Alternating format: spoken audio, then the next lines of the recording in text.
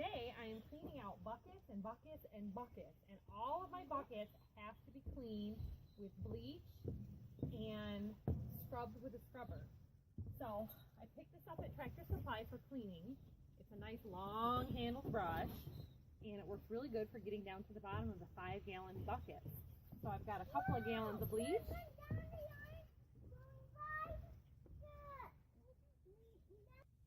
So I've got a couple of gallons of bleach, and we're gonna use a utility tub. I am washing everything out with bleach and water and my scrubber to get it all clean.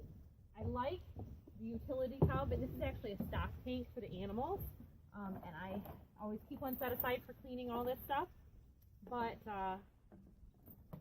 if you don't have an extra one, you know, you can always pick up a used one on Craigslist. I actually found this one on the side of the road for free last year, and they had used it for collecting rainwater, so it was just perfect for me. It works perfect because I can soak my tubing right in it with bleach, and that will get rid of that bacteria end that I showed you in those final videos. So all of those are going to soak in there and get clean. The weather was warming up when we were pulling the taps, so some of my tubing still has the tap on it. So those are going to have to be removed. And then of course I've got all my taps, and they need to be cleaned too. So these soaked a little bit, but they need a second bleaching to be nice and clean, and I store them in a coffee can with a lid so that they're all set for next year. The nice thing about doing it here, I'm on my back deck, is that I have the boards to be able to keep any dirt off the bottom of the bucket, because after they're clean, I put them upside down to dry, but that water still collects. And like this, sometimes they get stuck together, so I can use the benches on my deck to help get them separate. And I learned a trick that with my 3 different kinds of buckets, some of them, because they're different varieties, some of them stack and lock together like that. If I stack the different varieties, alternating them, then they don't get stuck together because the shape of the bucket is slightly different. So when they're drying upside down, water gets stuck up in here. So if I flip it over, then it's all wet, and that makes it get stuck for next year when I go get them out. So I'll dry them upside down like this, and when they're nice and dry, then I'll flip them over and I'll leave them dry like this for a day or a half a day, depending on the temperature. This is kind of a bonus freebie day. We've had our schooling for the day. It's cloudy and poopy, and the temperature is going to drop. Because we thought it was going to rain today, and it's just like this, we had some painting projects going on, and my paint's drying, so on to doing this project. So setting them on my deck, in the past I've had a lot less buckets, and I've just been able to line them up on deck boards or on the trailer. But as you can see here, I've got over 50 buckets to wash. So I'm going to get to it.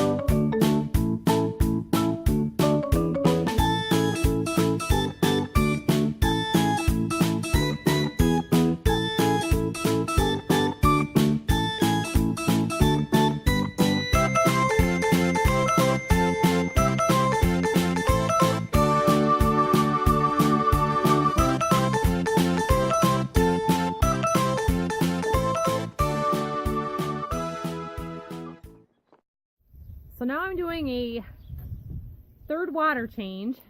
So for about every 15 or so buckets, it starts getting gross. If they're super bad, I rinse them out first. Some of them have dirt on the bottom of them from sitting out in the woods. Some areas are dirtier than others. A lot of the trees have natural mulch underneath them, so they're not quite as bad. But this is what I've got going on.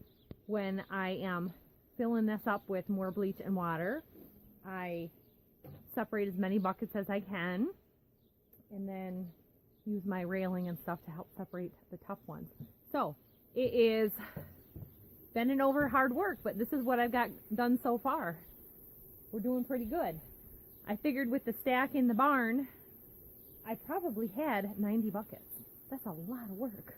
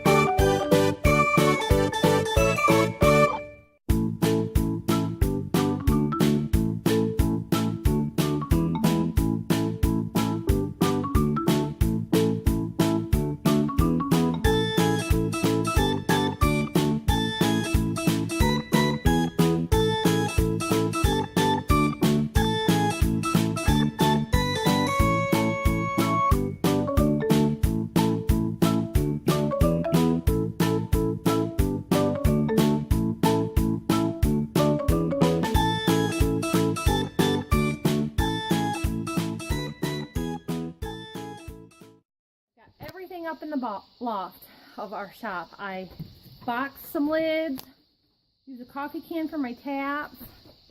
I've got lids in trash bags back there, and this is 96 buckets total is what we had for this year.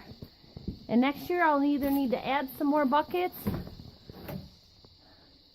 or put in some lines. And there's a couple spots where there's buckets that I could do lines, but because it's such a good family thing to do together, the buckets work really well. And we had some buckets just on the trailer and some trees that needed more buckets, so I need to add at least 15 or 20 more buckets next year. So hopefully that's about it for this year. I have to go dump off some more cinder blocks from my cleanup from yesterday. It just goes on and on for days. I'm not superwoman. I just try to do at least 1 or 2 extra jobs every day, and I'm outside anyway feeding the animals, and I have to walk by this stuff. So sometimes, like today, I had to just come back last night, leave the buckets out on the deck, and let them dry overnight because I was whipped at the end of the day. So today, hopefully I'll get a few more things done and we'll be moving on to some new projects. So thanks for watching our maple season. Oh my gosh, it was so long. The cleanup took 4 or 5 days. not including some of the things that are still there. I've still got a little pile of wood to take care of, and I'm not sure what to do with it because my husband took away all the pallets from the yard where we had stacked up and stored, because hopefully there'll be some changes for next year with a leader wood-fired arch that we purchased. And we've got this 8x12 that we can build, and I've got this old rabbit shed that's empty that I've thought about using.